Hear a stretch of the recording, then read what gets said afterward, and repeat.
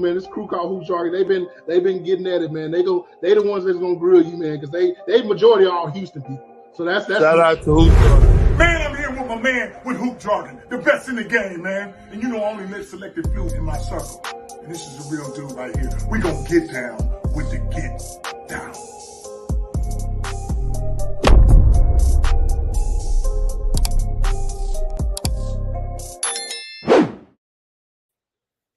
Man, shout out to Hoop Jargon, man. Shout out to everybody here early, man. I got a great show lined up for you today. It's a guy who I know and respect a great deal. A guy who's actually part of my Hoop Jargon Facebook group. Has been around 11 years, man. And so I want to share some real game on this channel, and it's real game to be shared. And so without further ado, let's bring him on up here. My guy, Dain Ervin. Yo, what's going on? Morning, everybody. Shout out to Rap Guard Reloaded. Pope, Yes, Pierre, everybody who pulled up early with us this morning. Memphis 10, he was first in the building. What's going on? Absolutely. And so Memphis 10, shout out to you, brother. Pierre in the building. Shout out to you as well. My boy Pope B. Frank in the building. Shout out to you, bro. And man, let's get it popping, man. What's up? I'm chilling, man. Just coming off a bittersweet season this year. You know, working so hard to get to the NBA level, finally broke through that glass ceiling and was fortunate to join a great organization like the Phoenix Suns. And we went off and did some great things this year. Set a franchise record for most wins in a row, set a franchise record for most wins in the season. And things, you know, didn't end the way that we wanted them to end against Dallas, which was tough. But for me, just even in my own grind, I was able to, you know, people quote Charles Barkley a lot. One of his quotes that always stuck with me was part of greatness is two things. You have to have a short-term memory, and struggle comes with that. And I think taking that loss to Dallas in the Game 7 the way that we did, I was able to, you know, move on quickly. But then at the same time, when I sat back and, you know, thought how, who, what, where, that's part of the struggle. And I think often a lot of our youth, they don't understand that. As adults, when we go through trials and tribulations, we get it later maybe, but I think the faster our kids can understand that, and part of being great, you have to struggle a little bit. You know, when we look at all of our greats, when you look at your Shaqs, your Kobes, your Michaels, Magics, everyone, they went through struggle. Nobody had it great. LeBron is another one. They went through struggle. So I think for us, you know, with our core group being at the age of 25 years of age, and this one stinging a little bit to end the season, it's part of our growth. So I think, you know, we're going to be good, and we're looking forward to this upcoming season. I like that because, I mean, and I like the fact y'all so young. I didn't know y'all was average age of 25. Golly. Well, our core group. I mean, Devin, still, you know, yeah, both Campaign is a little bit older, but Cam Johnson, Mikal Bridges, you know, all those guys are just, you know, they're under 25 years of age. 25 or younger. So that's a good thing to know. And you just got to keep this machine going. You do, man, and you got to take your lumps before you get to that part. And it's just, man, it's a whole bunch of. Let me put it this way: this is how I knew the Golden State Warriors would more than likely beat Boston, because you got to get there first and learn how to take your lumps within a series and lock in and understand the big picture and overcome. And I think Boston being his first time, that it's kind of hard to know what to do when it's your first time. You understand what I'm saying? So I think that's very incumbent upon what you were saying about, your sons, that you guys, I mean, y'all been to the finals already, but still, you're still young, and that you got to kind of learn how to, okay, we know what happened this time. We know what we can do well, and we got to maximize what we can do well in this opportunity, in this moment. So, no, I think that's very apropos of what you're saying, the experience of learning how to win. No, that's very, very true. I mean, due to the fact that, like, we saw it in football. You take somebody like Dan Marino, who went early and then he never went back. So it's not promised. So we have to refocus and recalibrate and get to it. So it's something we're looking forward to this year. Yeah. And I want to say this too, I just know your story from you being independent to you going to Nike, now you being with the Suns, man. Like, how's it feel? You're one fully in the books, man. I mean, it's a beautiful thing, and knowing that, when we talk basketball, it's so simplified at the pro level. Chris is orchestrating our offense. Devin is a big part of it. DA is a big part of it. So any and everything that we bring in is really simple. Cliff, I need you standing here in this right wing or this left wing. When this ball comes to you, you got two options: catch and shoot, or catch and rip through and get to the rim in no more than 2 dribbles.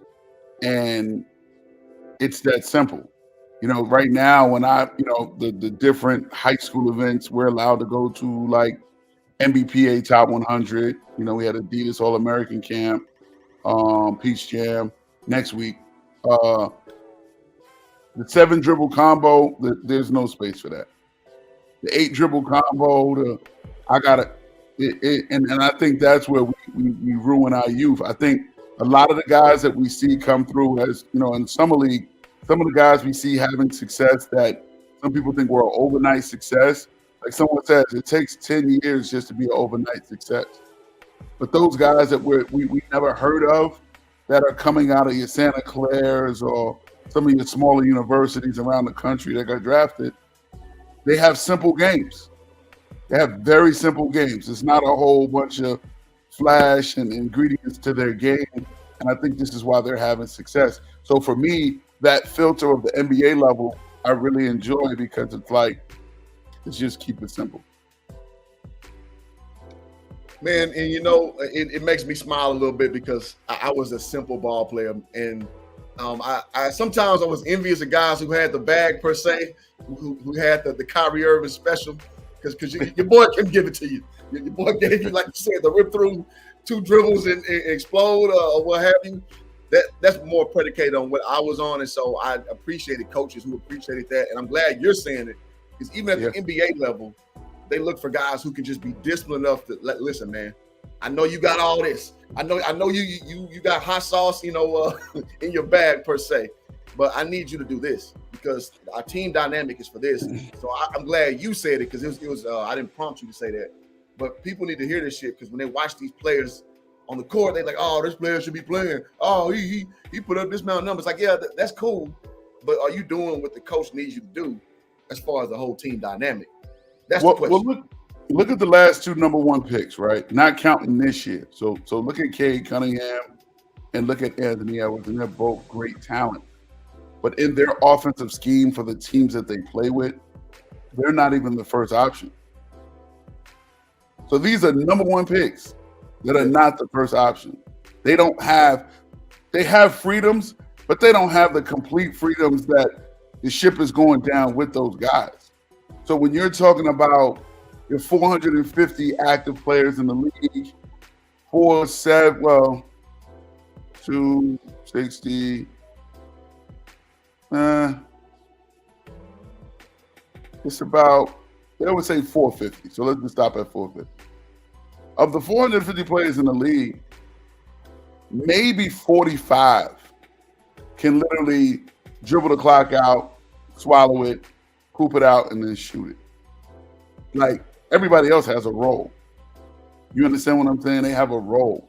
Like, when you look at Philly, like, yeah, James and Joel can do whatever they want. But, like, Tyrese Maxey has to keep it simple, which he does. He does a phenomenal job of it, and I think that's why he became, a regular season and playoff darling for Philly, because he just kept it simple. Ripped through, got to the rim. Ran the floor hard, got to the rim. It wasn't a whole lot to him. And Tyrese has always been like that. You know, I had him when he was a kid, on the Nike circuit, but he's always kept it simple. But there's no 7-8 dribble combo for Tyrese Maxey. It's get it from Joel, shoot it. Get it from James, shoot it. Get it from James / get it from Joel / That's it. That's it. So I really challenge a lot of the trainers of the world and those trainers that are out there to just keep it simple. If you really want to get to this level with your kids, just keep it simple. KISS, man, keep it simple, stupid, man. That's a line I learned from Coach a long time ago, and boy, it just hit me like a ton of bricks, man. So yeah, I think that's very important to convey that message, because again, these things get lost in translation. These things get lost in the sauce, and so again, hearing it from the NBA level is excellent to hear from you. And man, shout out to and Learn, man, dropping that super chat on this game that we spent today. So you know what that gets you, man. When you drop a little change, man, you get that dollar bill action. Yeah. money. Yeah. That gets you that dollar bill action, man. So and Learn, shout out to Coach and Learn. He says, I had a parent tell me, I bring her to you for the basics and the other guys for the dribble combinations. LOL. Some parents are so backwards, like learn the basics first, then expand. I mean, hey, at least she bring them to you, but you're absolutely right, man. People want to put their shoes on and put their socks on second. It's like, yeah, good luck with that. That's good wild. luck with that. Any comment you got on Ed Learn's? No, that I mean, the fact that he recognizes that the Ant, just for the sake of the culture, don't compromise yourself, because I'm sure he's in a business where he's seeing the dribble combination guys charging this amount, and he's keeping the basics. And you got to stick with the main course, and you got to stick with the ribeye. You got to stick with the, as I like to exaggerate, the salmon with the L.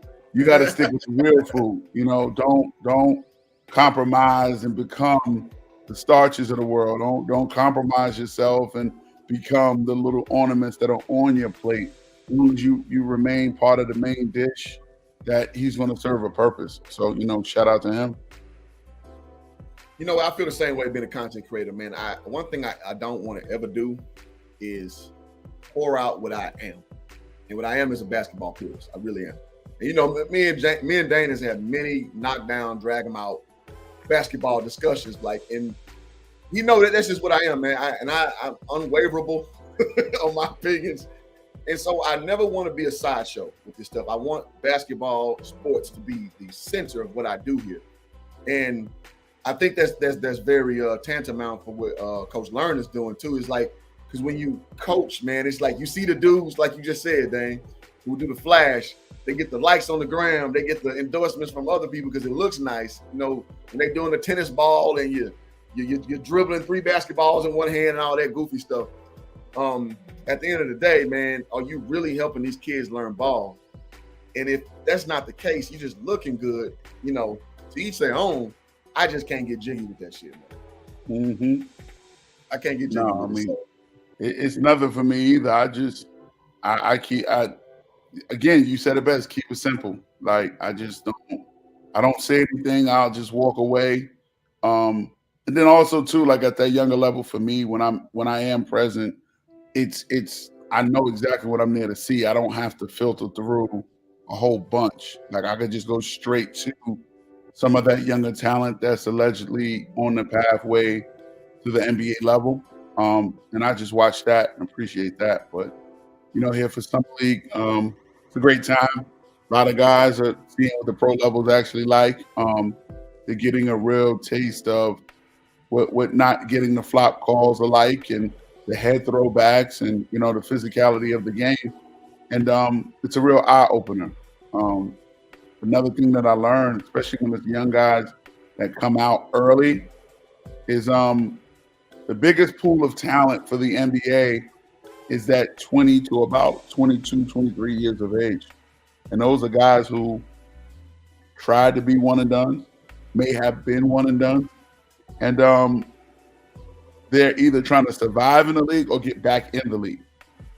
So when you hear at Summer League, you're not seeing a whole lot of 27, 29, 31 years of age guys, because there's so many young guys. So when you have that large pool of 20 to 22, 23, but then you also have those incoming rookies that are 18, 19 years of age, it makes for an interesting dynamic. And it brings a level of competitiveness that it's survival of the fittest. Honestly, it really is. It's you have to come with it, because you're coming out of college after 2 years and you're 20, but there's also somebody on your summer league team that was in the league for 2 years and they're 20. So, you have a little bit more when they have something invested in you. Your first round pick, your lottery pick, sure. But if you're an undrafted guy and you're trying to make a team, again, you're going against another 20-year-old guy who has 2 years already in the league. He knows a little bit of the different nuances that you may not know. And you're trying to figure out, but he knows. And it's a competitive world. Cliff, I'm not going to show you how to sell that queen size, that California queen foam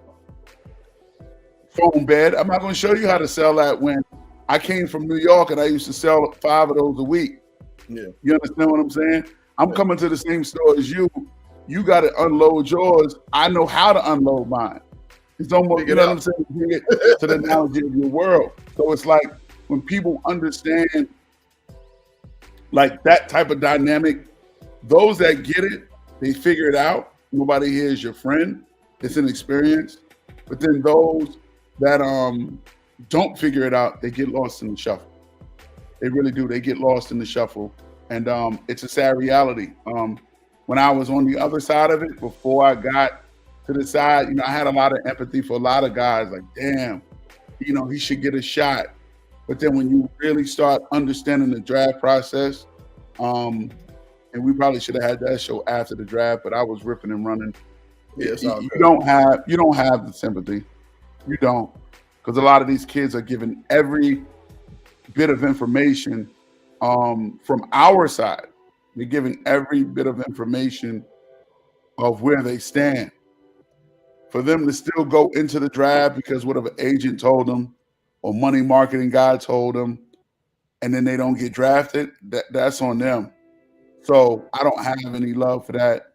And I've learned that, develop a cold heart in that space. And not in a, malicious way, but just, you were told you had a 10% chance of even being drafted.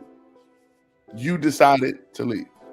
I think you and I know when we were coming out of high school, Cliff, you got a 10% chance of staying at Michigan for 4 years, playing basketball and graduating with a BA in business, but you got a 90% chance of playing at PV and graduating, so on and so forth, or SFA, I believe, SFA. You have a 90% chance of finishing there.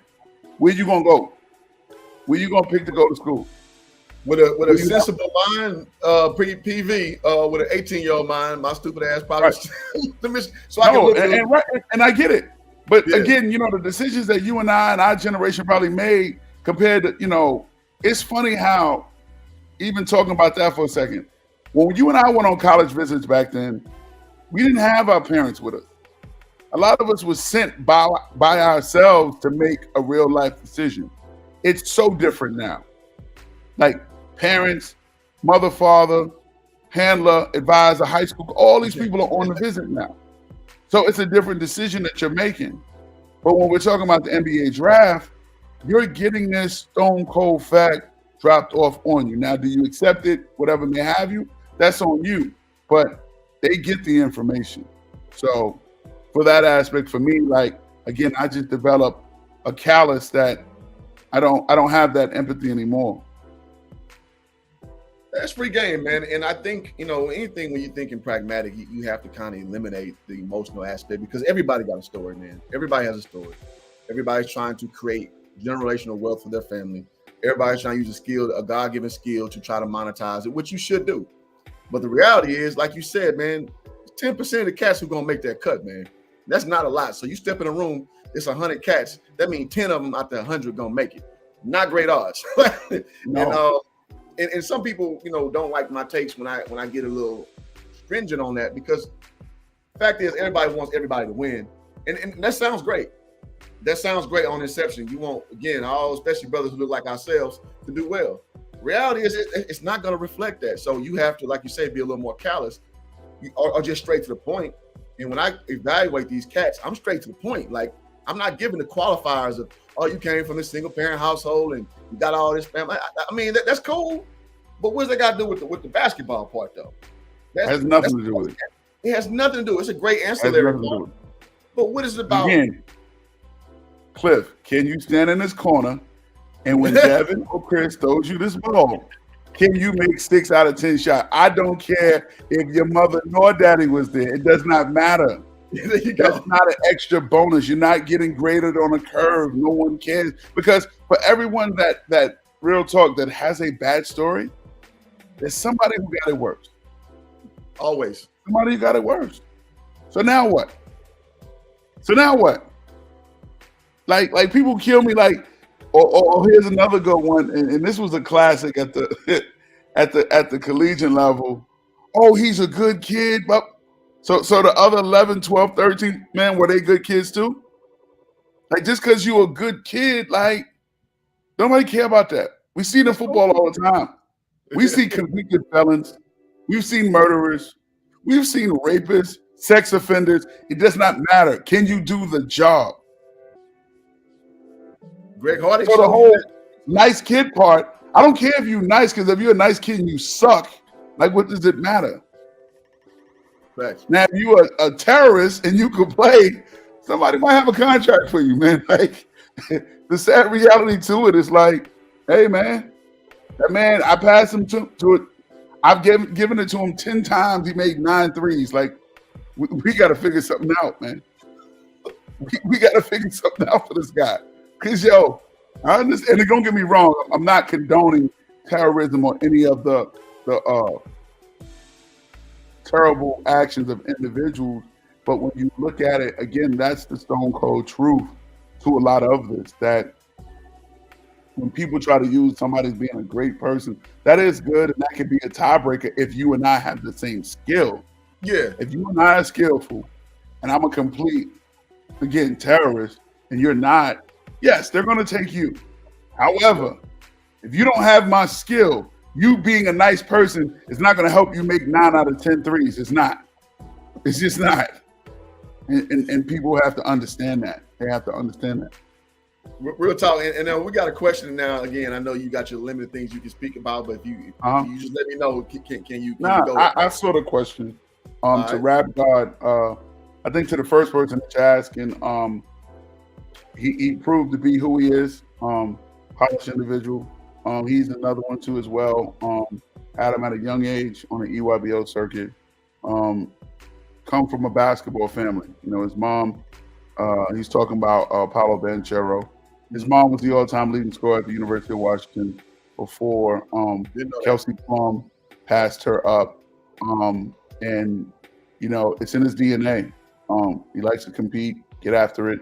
And I think he did his part. They shut him down, you know, for whatever reasons per organization. And I think he has a bright future. Giddy's another one who, the one thing that stands out to you, this is a guy that was, you know, first team or rookie, if I'm not mistaken. Wait a minute, Cade, Scotty. Yeah, I believe he was first team or rookie, or he got one, you know, top rookie of the year vote. But he's someone that likes to compete. And that's because he didn't have to be here. He played, you know, started 40 some odd games for OKC and he played well, and during the season. So for him to come out here and play again says a lot about him. I mean, he was diving on the floor. If you go back and look at the film, there was a game where like a minute left. Here it is. This is a starting point guard playing in summer league. He's diving on the floor.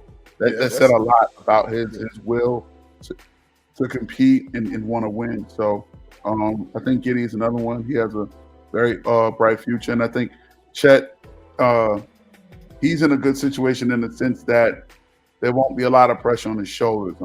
He's playing with Giddey, who looks for him. So the fact that he's playing with a pass first point guard helps. But he also has shot Gil Alexandra as well as Lou Dort. So it's like he doesn't have to carry the weight of the franchise on his shoulders. OKC has a lot of young talent. I mean, they had literally that game that Giddey dove on the floor, 4 to 5 guys in that game, like started games for OKC last year. So they have a bevy of young talent. And it's going to be interesting to see how they cultivate that, who stays, who goes. But they just have so much. Trey Mann. I'm trying to think of some of the other Jeremiah Robinson Earl. They have a lot of good talent. So it'll be interesting to see how everything grows. But the future's bright for them as well. There it is, man. And so, man, who else can name you 7 guys on OKC's roster, man? See, you getting that good gospel over here, Hoop Jock, man. Just saying, man. Getting that good gospel. I mean, that's where we come from, Cliff. You know that. I mean, you gotta know your personnel. Yeah. Not knowing who you're going against, you're setting yourself up for failure. So I think it's just the league as a whole as well, in understanding and knowing who you're playing against, and they're impressing. Those guys are doing a phenomenal job of building that organization, getting them back. We mentioned getting to the finals again. I'm sure they're trying to get back there as well. Yeah, absolutely. And they show that they know how to make a culture, man. They may not have shown they can win it all, but they've shown that they can put young talent together, that they have a pretty competent front office, I would say. So I think we're kind of seeing another iteration of that. And Chet's situation kind of seems a little congruent with it. He was in Gonzaga, not always been the primary option, and you kind of taking the pressure off of him. And I'll speak for me, not for you. That he's shown that he still needs to grow. Like because we know when Kenny Lofton Jr. started putting that body on his ass, things change. From a skinny dude, I was 6'7", 205 when I hooped, and it was different when a big old fat MFer came on you and started putting that body on you. It was different. It was different, man. So again, I think he's getting bumps, which he should though. Like, and it's fine because he doesn't have to come in to be the guy. So he's not overextending himself. He got time to work it. Find his angles. Find if you're gonna be a corner slash guy. Find if you're gonna be a high post. Look over everything, guy. He got time to figure things out, which is good from a development standpoint on many levels, in my opinion. Go ahead. No. You're right. Yeah. He got time to figure out who he is, and thank y'all who support the channel, especially and learn, man. I gotta highlight you one more again, bro, for dropping that 10 on the stream. And y'all's dollars do go into the thing. So once I get my soundboard going, I'm gonna be out here doing it for real. So I appreciate y'all. The money you put into the channel does help me go and get other stuff to make this a better production. So where do you donate? Oh, you got to donate to the Cash App. Cash App or Super Chat. It is going to be $CFranks11 if you want to support the channel. It does help out so much. Thank y'all so much for what y'all do, goddamn. Okay, I got you. Soon as this, I didn't even know you was gonna do that, but I appreciate that. I know. I saw that the tick at the bottom, and I realized that's how you. I saw the Cash App. I saw that there, but no, I ain't begging, but I'm gonna put it out there though. No, I ain't saying you was begging. Stop, man. No, I'll just say. Some people don't like. I don't want to say. I saw Dante's question, and it's something that you and I was talking about offline about just guys ever making a real impact in the league. I tell people all the time when it comes to summer league, here's a real reality.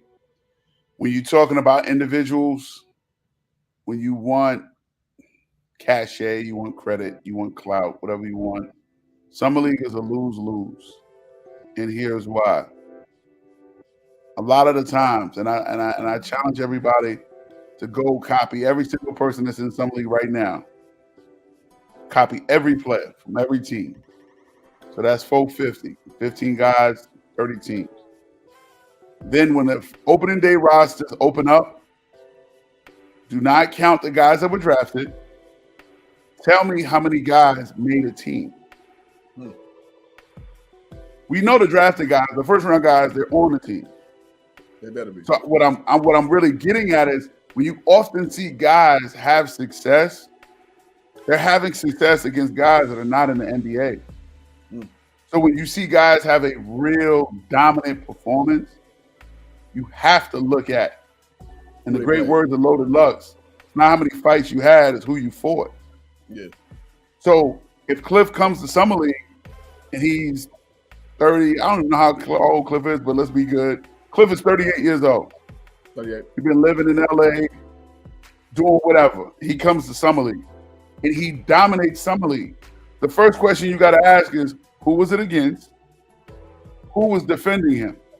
Because if somebody from third division Israel or Italy was guarding him, it really don't have no value because that wasn't an NBA player. Now, granted, if every game, if Cliff averages 25 in Summer League and he played 5 games, 3 of those games were against lottery pick guys, then you would look and say, it's pretty damn good because he did it against some overseas, some current NBA guys, or, the Tyrese Maxey's come back for a second year, Josh Giddey comes back for a second year, and Cliff has an outstanding game against those guys. That has value because Cliff put those numbers in against NBA rotational guys. But what I think happens, so many guys, and that's why I said it's a lose-lose, because if you don't play well and you're a lottery pick, oh, he's a bust, he sucks, he's this, he's that. But then if you play well, you still get scrutinized to say, well, who did he do it against? So in a lot of ways, Summer League is not it. I don't want to say, and it's trending this way. I don't want to say it doesn't mean anything because it does, but it's not something to get super over excited about. You want to see guys compete. So it's the little things you look at. Again, I mentioned Josh diving on the floor with a minute to go. That's something to be excited about. Guys running the floor hard. Guys coming in shape. Hey, check this out, Dain. Check this. Nobody is going to make a YouTube video, a highlight film of like, this dude runs the floor every time. Nobody's going to bring up that talking point in these spaces. No. And I thank you so much for saying this shit because that's what people look at. Do you run hard every time? Do you have a motor? But that never get talked about in these streams. And so I appreciate that. I'm sorry to interrupt you, but I had that. No, I just think we're in a society, we're in a space where guys look at the wrong things. I had somebody tell me last night, shout out to Lolo's Chicken and Waffles. If you haven't been, you need to treat yourself. They got one in Dallas. They got a couple in Vegas. They got one in Phoenix. And we were sitting at breakfast yesterday, and my man was showing me like pretty much some clickbait. Oh, I heard this kid is good. I heard that kid is good. That's the generation that we're in. And it takes individuals like myself, like yourself, Cliff, that you know how to read between the lines. You know how to, get to the root of what's going to translate. And for me, and I'll leave the gentleman nameless, but if you watch one of the late games last night, there was a former top 3 pick that didn't look like a top 3 pick. They're going into their 3rd year of the league, and it's like you're not even doing none of the small things. You're not playing hard. You're not rebounding. You're sulking. You're moping. Your body language is terrible, and it's something that you need to work on. And that's the stuff you look at. Because I'm not looking for a set individual to get 50. That'll be good because then that'll let us know, oh, he's not to be played with. He really is that guy, as they're saying right now. He is him. Nah, but you're not even doing the basics, and that needs to be corrected. You would think somebody going into their, mid part of their rookie transition, they'd be ready and they'd be handling all that. So it's a situation that they do need to correct.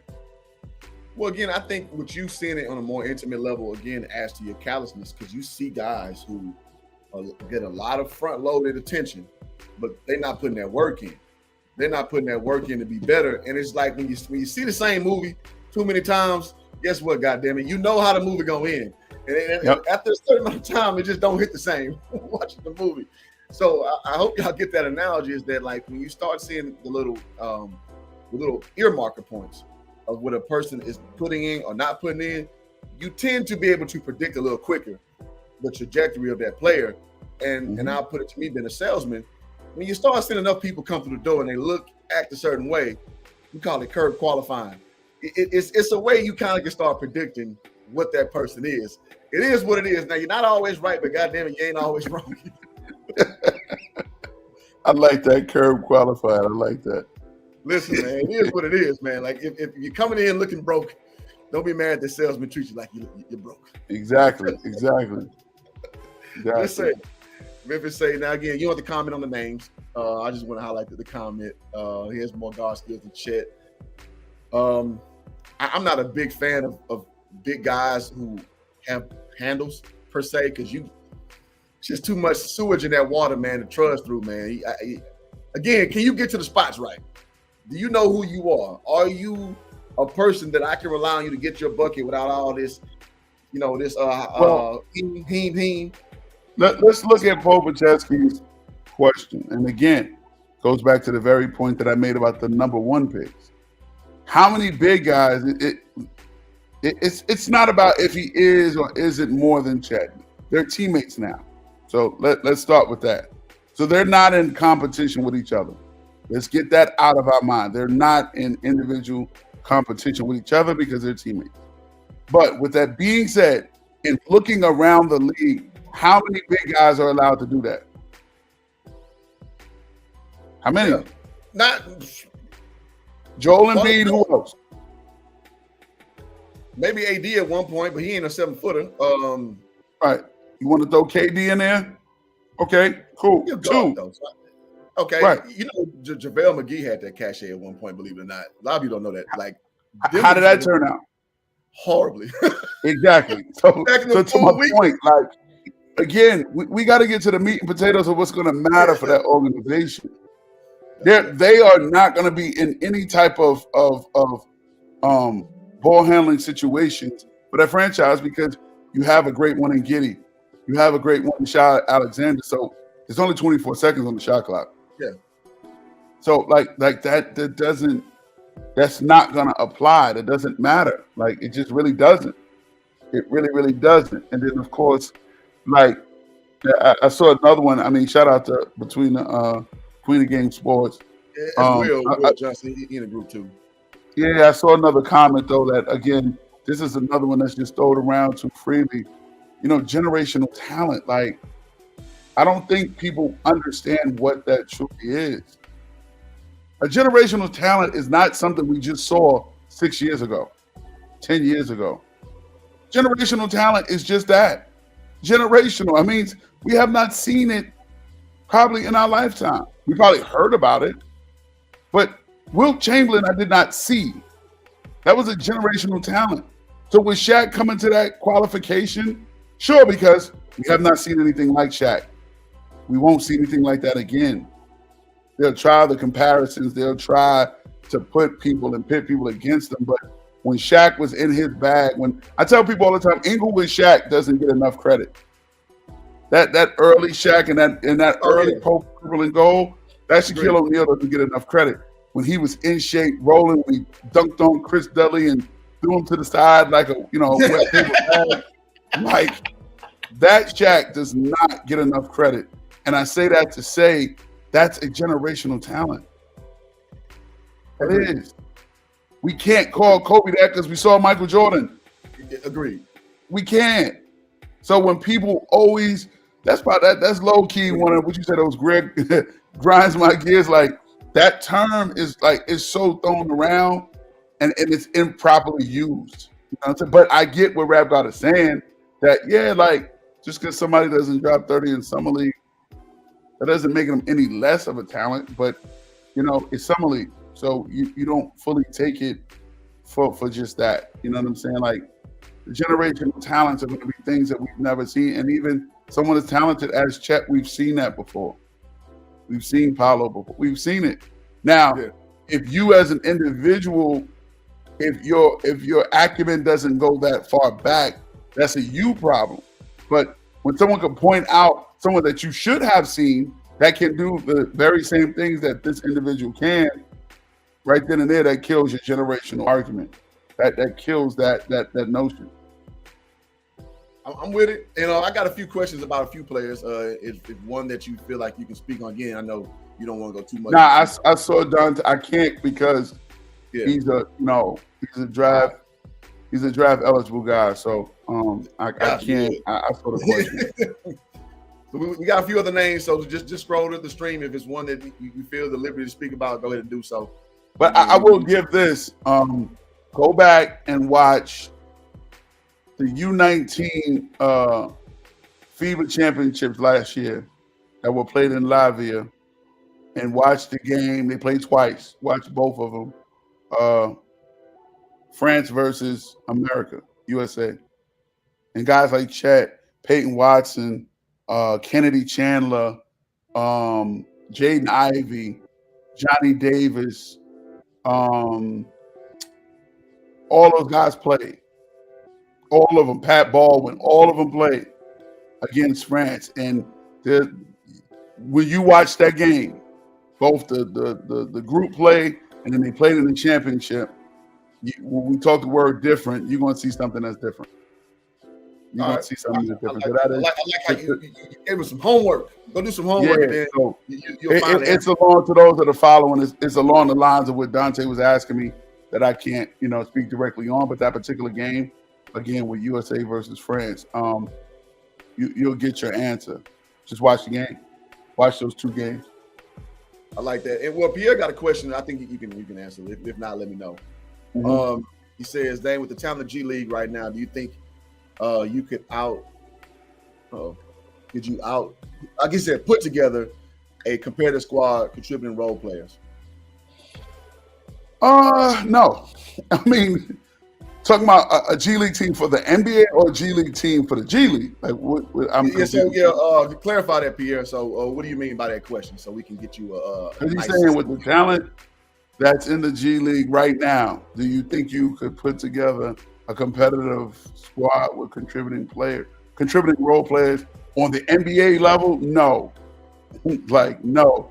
But for the G League, sure. I mean, a lot of those guys, it's been a while since we've seen somebody pulled from a G League team that was a cornerstone, was a guy. I mean, don't get me wrong, you had guys like Desmond Bain who bid at his time with the Memphis Hustle, and he came up and he was ready to contribute, but he's even a role guy for Memphis. He's not the guy.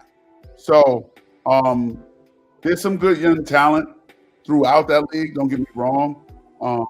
Somebody that comes to mind, like Carlick Jones, was arguably the best player in the G League last year. But Carlick Jones, he would probably have a tough time cracking somebody's rotation, somebody's 82-game rotation. So you're talking about, again, 30 teams. Your rotation is normally 8. So that's the top 40. So it'd be a fight for him. And if I say top 9, again, that's 270. So again, it's looking at the numbers game, but he's a hell of a talent. He works extremely hard. And he's been solid in summer league thus far when I did catch him early. So but yeah, that's a tough call. That is a tough call. And I appreciate you being honest and with your statement. And shout out to my guy DJ Ron Cut, Truth in the Building. Shout out. So he asked you a question, and so again, if you can answer that, let me know. Dang, because again, who was that? He has limited amount of questions he can answer, y'all. So I'm not ignoring y'all comments. I see what y'all putting. It's just he works for the Suns, man. Who was the one that asked a question? Raw Truth asked a question about Leandro Ball.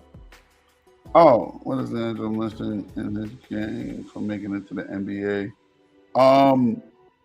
The ability to do more than one thing, probably. There's a great chance what helps a lot of these talented guys get to the league, that's not what's going to keep them in the league. I was on this very platform this time last year, and I said he did a phenomenal job of changing his body. He did. He looked amazing, but he looked amazing to only still want to shoot. He just wants to shoot. In some games, he shot it well. Well, newsflash, he has to do more than shoot, because to actually make that team, he probably needs to defend. He probably needs to finish in transition. He probably needs to play more than one position. And is he doing that? So you have to ask that. And again, don't tell me he's defending a third division guy playing in Kosovo. No, I need you to guard some of these lottery picks. I need you to guard some of these second-year guys that are in other teams' rotation. Can you keep up with them? And that's, the tail of the tape. When you see guys not getting a whole lot of time in summer league, I mean, they have practice every day. These teams still practice. So he's struggling in summer league practices. Why do we think he can automatically skip the line and make it to NBA practices? So, again, it could be things like that. That's just from my assessment. But, I mean, he's a great kid and comes from a great family that, they have had success. But it may not be in the cards for him. But it may. You never know. When they going to re-sign LaMelo, it could be a situation like they've done with Giannis and those guys and kept the brothers around. We just seen Cleveland do it with Evan Mobley, drafted his brother. But again, this is the NBA is not a charity case. You have to be able to play. So again, don't let this clickbait and fandom and the popularity of certain people fool you into thinking that, oh, such and such did it. Well, not for nothing. Evan Mobley brother is 6'10". There's not a lot of people just 6'10" walking around. You know what I'm saying? When you look at Giannis's brother, I believe he's like 6'80", muscles out of his ears. You know what I'm saying? So, and shout out to Pope. Like, yeah, he very well could be a nice guy. But again, if they got somebody who could be a terrible guy, but they can make 9 out of 10 threes, I'm quite sure they'll find a place for him. So I think Jello can make 9 out of 10 threes, but I understand the assessment again. The callousness, man. Like, listen, you seen it come through and through and through.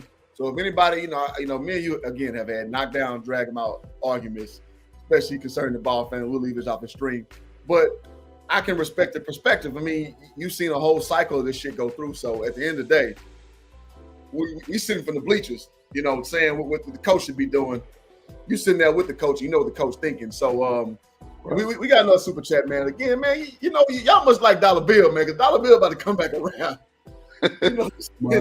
Money. Yeah. There's a piece of Bernie Mac, man. Boy, no doubt. I saw his question. I think the difference from previous eras, and this is a great question, they use college as a proving ground. If you look at this year's first and second team All-American team, 3 guys didn't get drafted, and it was unfortunate. 2 of them went back to school, so that's why they weren't drafted.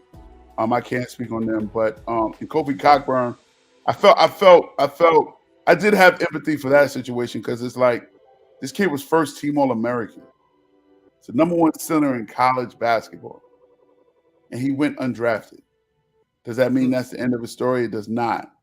But when you mention previous eras, there's probably no way in hell a first team All-American big that gave you pretty much 21 and 10 went undrafted.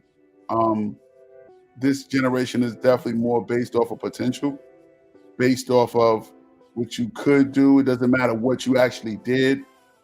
And to someone like Kofi, I do believe Kofi has a value. Utah picked him up. He's a huge individual that I think put in the right situation, he too can be productive, because I think at least what he's proved at the college level is that he is productive. He proved that. When you take a potential guy, you got to hope he's going to get better. But everyone doesn't live off that mantra. Everyone doesn't move to that drum. I know we don't. We don't mind dealing with older guys from college that prove their worth. Monty's in the space where when he looks down that bench, he likes to know what you can do. He's sure of that, and the team is sure of that. I don't think any coach, for that matter, not even just Monty, I don't think no coach wants to look down a bench and they don't know what they're getting. Oh, hell you know what I'm saying? They just don't. That's facts.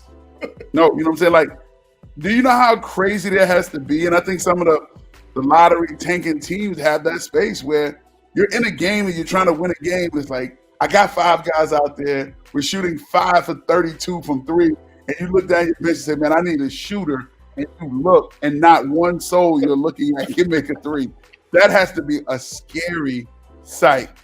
That has to be like, Jesus, like, what am I doing? Or you need a rebound. You're getting killed on the glass. And I look down the bench and I see Cliff.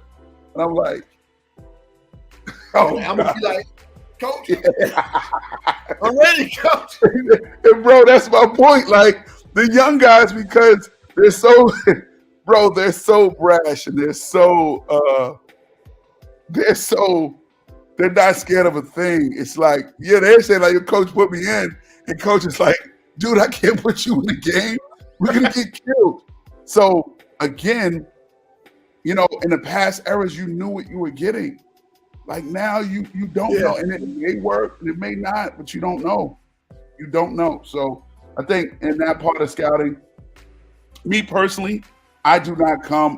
One of Cliff's best friends in the world is a gentleman by the name of Ethan Powers on Clubhouse, you know, on Facebook. And I've, you know, to this day, he and I go back and forth because I'm not a draft guy, and I'll never look to be. And when my day comes to be a general manager, I'll never be a draft potential guy. I need to know what I'm getting. Hold on. Let me stop you here. So that's your aspirations. Hey, you better drag me up. Put me at the stadium janitor, talent value. Make a roll up for me, Dain. You fake. If you don't bring me on, you get the GM. I'm gonna come every game. No. I got you on that. Hey, but no, I gotta say it. I'm not a draft potential guy. I'm a draft what can you do guy. I need to know what you can do. I'm not drafting you because you're value. You're the best available. No. If I need a point guard, I'm not drafting the best available. I'm drafting what I need all the time. I don't care if it's a top 5 pick, top 10 pick, top 20 pick. And don't get me wrong, those who go the other way, they're not wrong either. But in the great words of Alvin Brooks the second, who's been a mentor of mine, head coach at Lamar University, he always says, time tells no lies. Time tells no lies. So it's going to come out eventually who got it right, who got it wrong. So for me, that call of how drafts are different now, it'll show with time. And I think it's a mixed bag, man, because I think for every person who says you got to go to college and develop, and I'm not picking on this brother. I think of Julius Hodge, man. He did his damn thing at North Carolina State, put that team on his back. No explosion to be found in that man game. And he did so well for them, and he got picked up by the Nuggets. I think it was 2006. If the era is correct. Did his damn thing. NBA level, Adam Morrison did his damn thing for the Gonzaga Zags. And I call that off rip. I'm like, no. Yeah, I get it. You want another Larry Bird. He ain't him. Trust me, he ain't him. And that's what he turned out to be. So and I know Dick Vitale is a big proponent for bringing in college-tested guys, and that's cool. But I think it's about what you see on the production level, man. Like you said, Tom, in the old school, you say it this way: we don't come out the rinse, come out the wash. So you'll see what somebody really is, and you got to have the ability to read the tea leaves well. And I think that's what makes you a great talent evaluator. I remember you put out one of your old evaluations from 2003 draft with Emeka Okafor, or 2004 draft with Emeka Okafor and Dwight Howard. So you've been doing this for a minute, and you only like a few years older than me. So some people just got the ability to see things, what they call it, see the forest through the trees. And some people don't. Some people are more reactionary. So I think in this business that is hoop evaluation, it's it's something to be said when you can kind of see the tangibles and the intangibles, how they mesh together with the years played. Okay, here's my assessment. Well, I think some people give younger guys, who one and done scenario too much credit, or they give guys who put in too much work too much credit. And Right. Tracy Langdon comes to mind, as well. So it's like it's a tough rope to walk, but you got to, again, talking about curb qualifying, you got to have that skill to look at things ahead of time and assess ahead of time and not be so reactionary, or you just be lost in the sauce. No, it is. It's not, because I even see another question. Which one you got? On the Pope.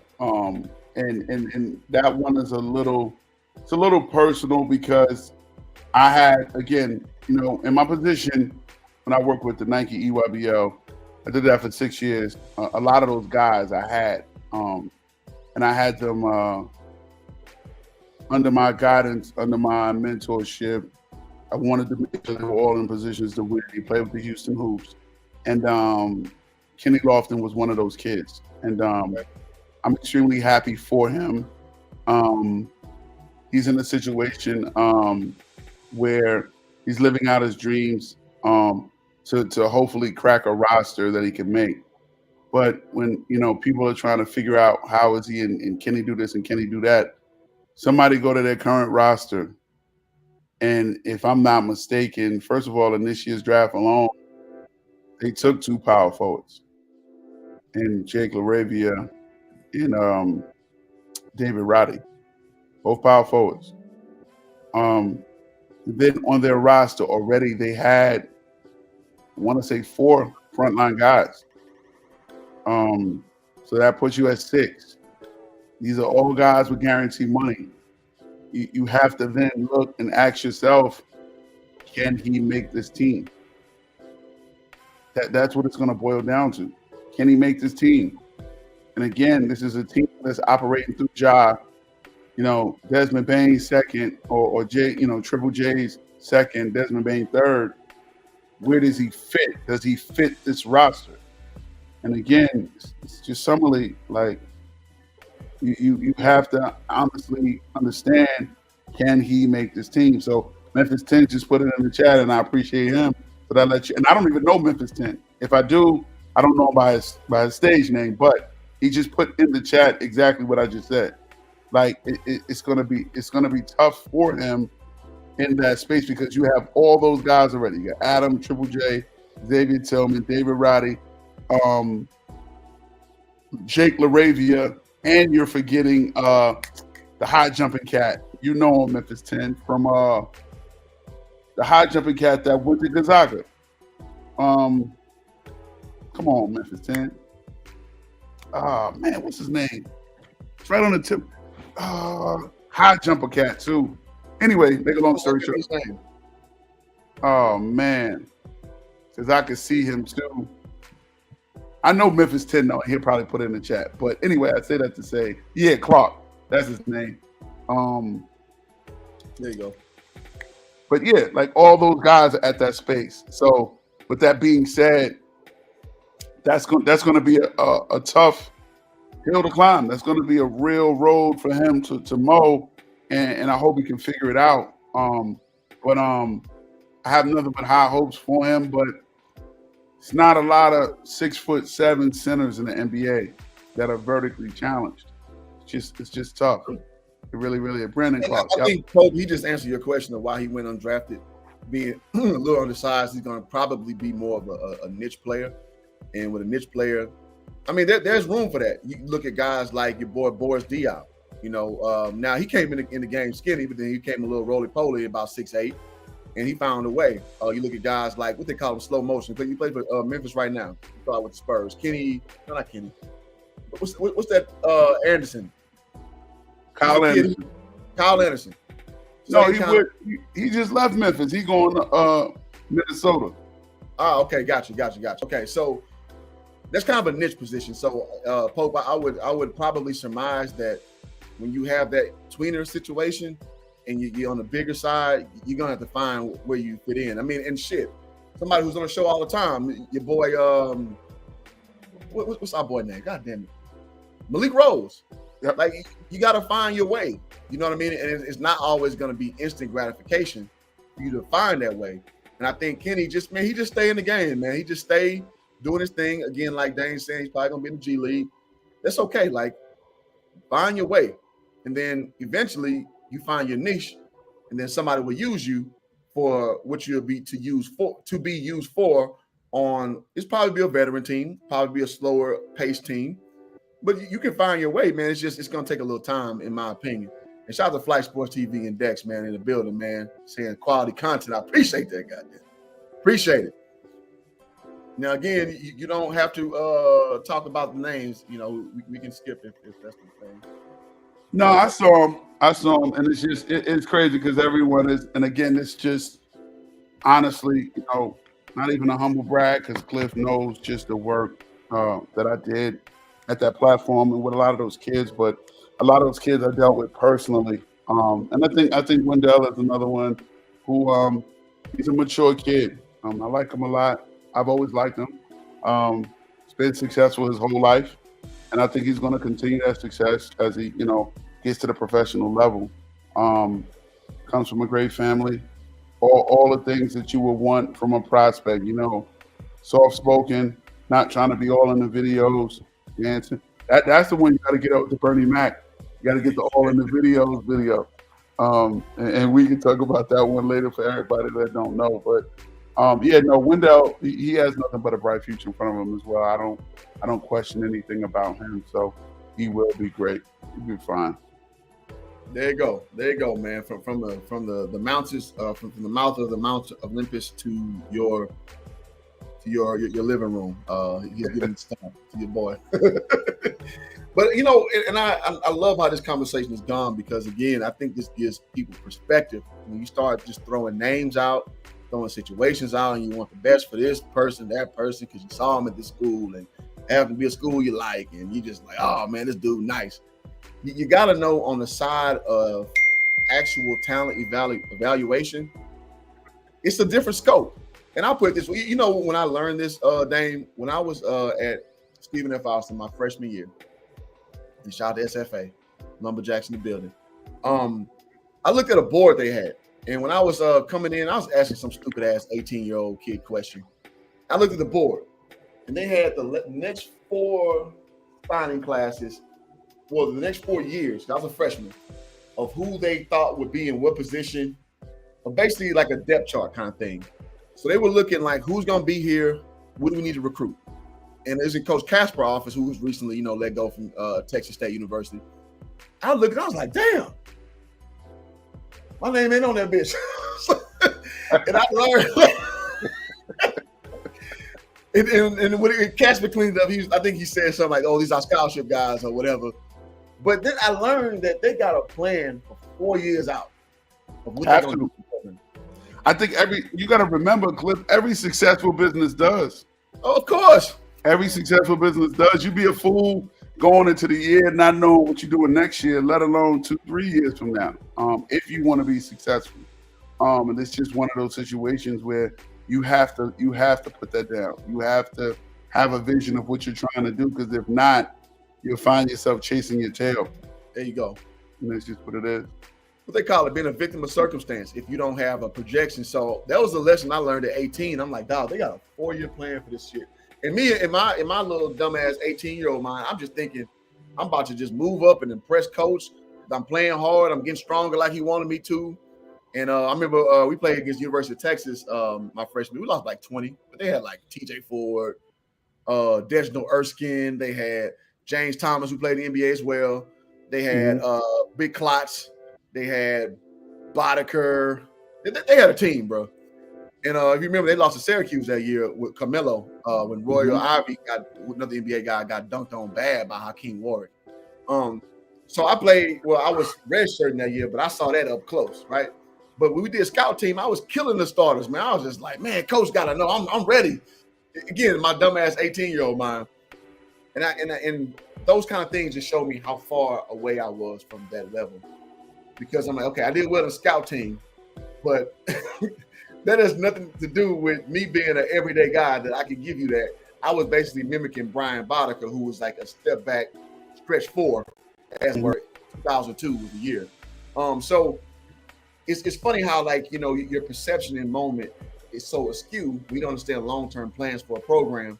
I think that was a very, you know, that whole experience for me was just good to see the levels of shit. Like, okay, you could be playing well in the gym, and to you killed it. But from a grand scheme of things, you're not even in the plans because you're just a ends to a means, meaning a body for practice in a certain respect. So bring it to what we're talking about now. Some of these guys who play on these G League teams and these summer league teams, you may be more of a body than you are an actual asset going forward. Mm-hmm. Yeah. No, definitely.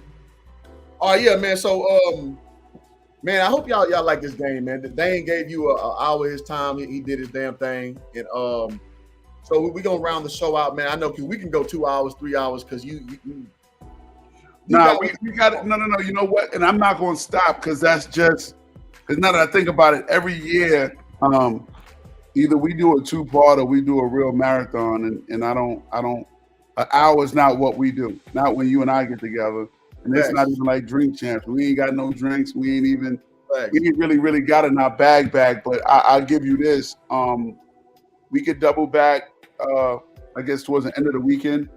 Because it'll be rounding out, and you know you could probably go through some guys that played well because the culmination of the event will be ending. So I don't know what you're looking like on Friday or Saturday or whatever. Even if you want to do it Sunday because it's the championship, but I'll be moving around, headed back east for an event. But yeah, we could double back and do this again for sure. Sounds good, man. So man, I hope y'all appreciate this content over here, man. Y'all hit the like button, subscribe button. Again, if you like what's going on, hit the Cash App, $CFranks11, man. Again, I don't go live all the time, but I want to give y'all some quality content that you can take and you can learn from and that you can build with. So I hope y'all appreciate what I do over here because I really want to not cheat y'all. That's my goal. Always. I say this every stream, and I mean that shit. So thank y'all. Thank you, Dain, for giving me an hour of your time, bro. I know you're a busy man. Do your thing.